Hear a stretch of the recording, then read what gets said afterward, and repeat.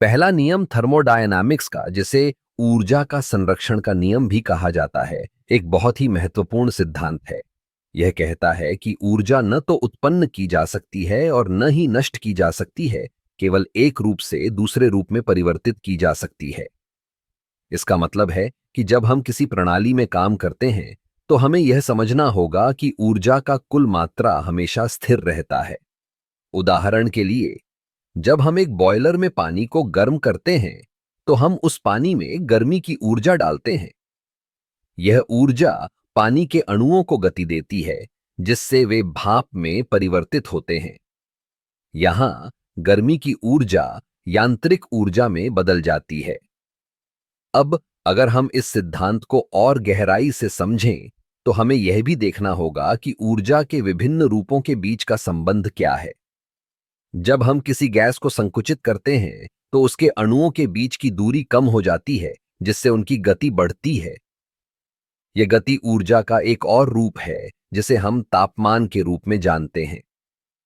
इस सिद्धांत का एक और दिलचस्प पहलू यह है कि यह न केवल भौतिक विज्ञान में बल्कि रसायन विज्ञान और जीव विज्ञान में भी लागू होता है।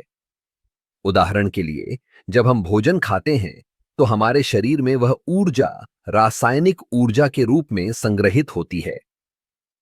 फिर जब हम व्यायाम करते हैं या काम करते हैं तो हमारा शरीर उस ऊर्जा को यांत्रिक ऊर्जा में परिवर्तित करता है।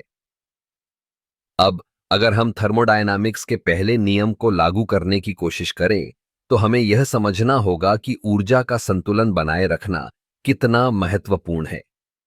अगर हम ऊर्जा का सही तरीके से उपयोग नहीं करते हैं तो हम न केवल अपने स्वास्थ्य को नुकसान पहुंचाते हैं बल्कि पर्यावरण को भी।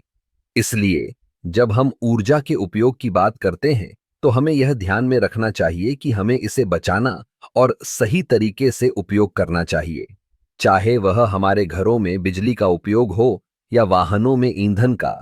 हर जगह हमें पहले नियम का पालन करना चाहिए।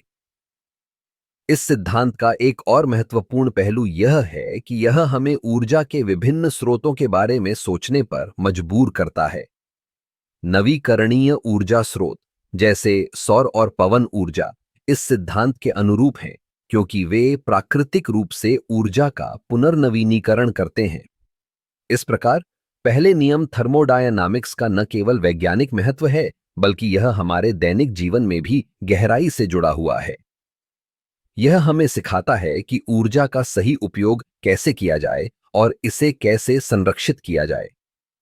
यही कारण है कि यह सिद्धांत आज भी विज्ञान और प्रौद्योगिकी में इतना प्रासंगिक है।